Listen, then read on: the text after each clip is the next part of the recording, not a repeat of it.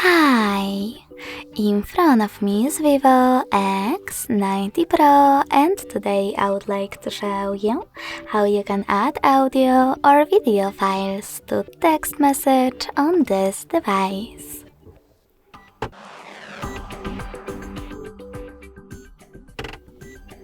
You need to begin by opening Messages app. Following that, click on one of your chats and tap on this plus icon located at the bottom left corner.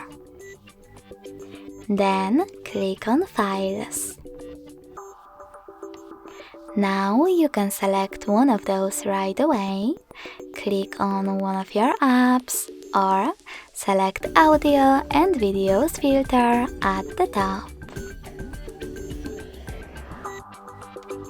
You can also click on those three lines at the top left corner and click on the best source for you, in my case, audio. When you're ready, hold your file that you wish to add,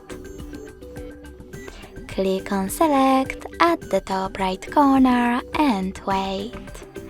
So when I do that, as you can see, my audio file was successfully added. Thanks so much for watching. If you enjoyed this video, smash that like button, comment and subscribe.